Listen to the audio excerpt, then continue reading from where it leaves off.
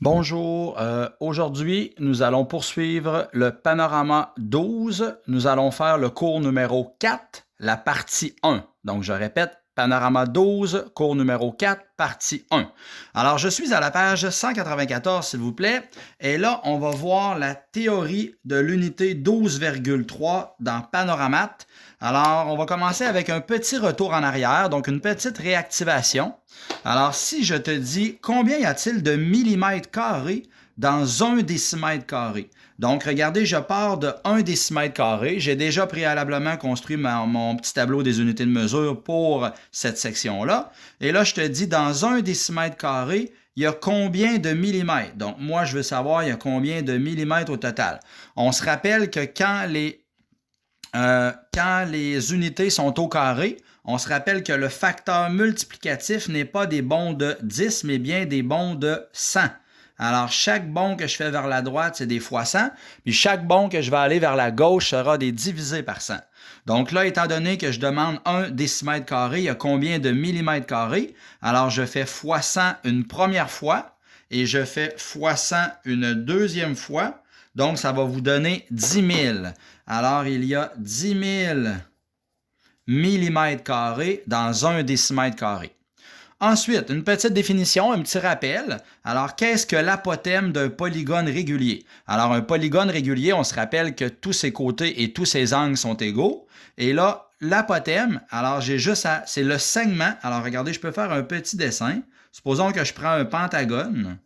Alors, c'est le segment qui part du milieu de mon pentagone, donc segment reliant le centre de mon polygone. Donc ici, mon polygone, c'est un pentagone, et qui va au milieu de l'un de ses côtés. Alors, regardez, je pars de là et je m'en vais au milieu de l'un de ses côtés. Je m'excuse, on ne voit pas. Alors, j'ai tracé un pentagone, je pars du milieu de ma figure et je m'en vais au milieu de l'un des côtés. Ça s'appelait donc l'apothème de mon polygone.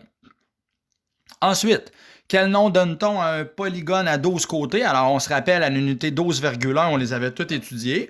Donc, 12 côtés, c'est un dodécagone. Maintenant, la formule d'air de toute la famille des polygones, on l'avait vu, on se rappelle que c'était soit can divisé en 2 ou bien P fois A divisé par 2. Alors, on va remettre ça en application.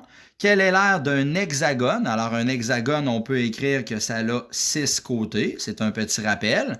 Donc, un hexagone a 6 côtés réguliers, dont le côté mesure 8 cm et dont l'apothème mesure 6,92. Alors là, puisqu'il me donne la mesure d'un côté, je vais travailler avec la formule qui était can divisé en 2. Donc, on se rappelle que C, c'est la mesure d'un côté.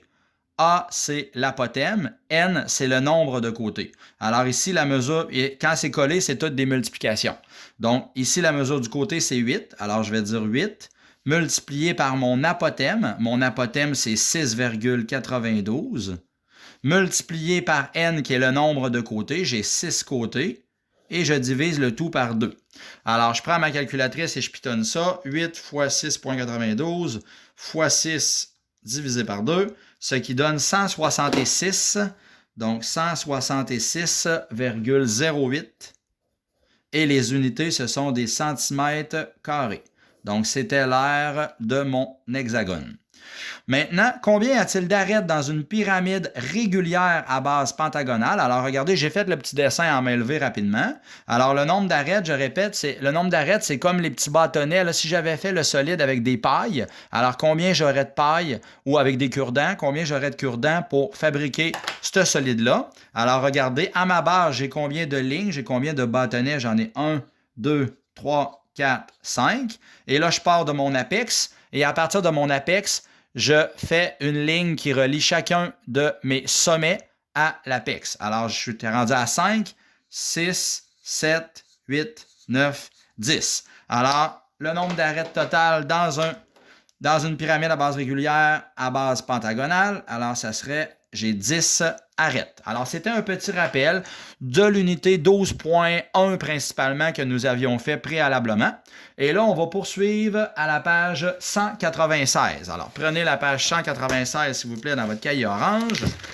Donc, on poursuit. Là, on se lance dans le calcul de l'aire, mais deux sortes d'air. Alors, on va parler de l'aire des prismes et l'aire des pyramides.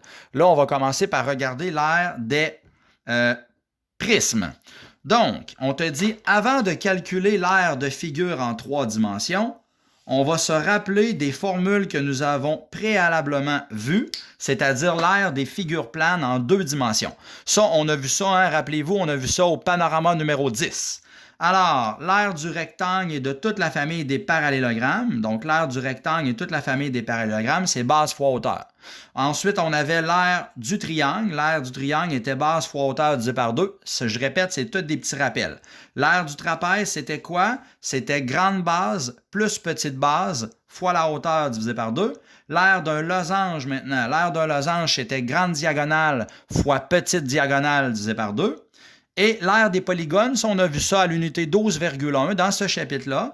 L'aire des polygones, il y avait 2 formules. Alors, c'était soit can divisé en 2, donc la mesure d'un côté fois l'apothème fois le nombre de côtés divisé par 2, ou bien P fois A divisé par 2.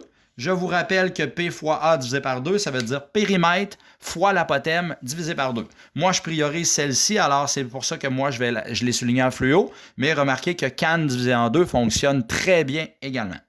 L'aire d'un carré, on se rappelle, c'est C fois C, ou si vous préférez, côté à la 2.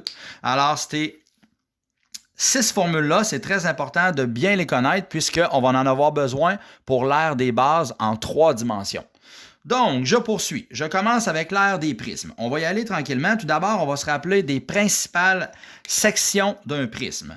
Alors, on te dit un prisme est toujours formé de 2 bases et les 2 bases sont parallèles et congrues.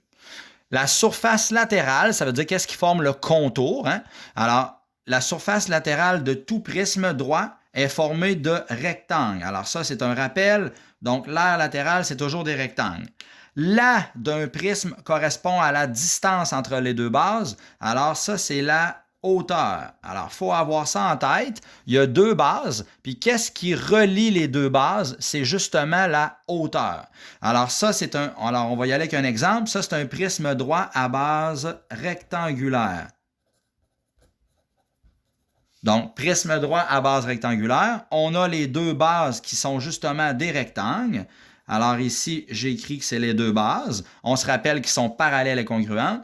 Et la distance entre les 2 bases, regardez, là, je fais référence à la ligne que là, mais la distance entre les 2 bases, c'est vraiment la hauteur. C'est juste là une question de reconnaître. Alors, je veux que tu sois capable de bien reconnaître c'est quoi les bases et reconnaître c'est quoi les hauteurs avant de se lancer dans les calculs d'air. Maintenant, on se rappelle que la surface latérale, c'est la section qui est faite qu'en blanc ici, parce que l'aire des bases est de couleur gris. Alors, la surface latérale est toujours formée de rectangles. Alors, la surface latérale, c'est les rectangles et ça va toujours être ça dans les prismes droits.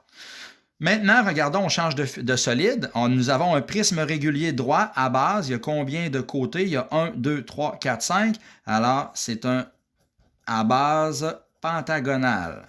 Maintenant, les 2 bases sont donc quoi? Les 2 bases sont les 2 pentagones.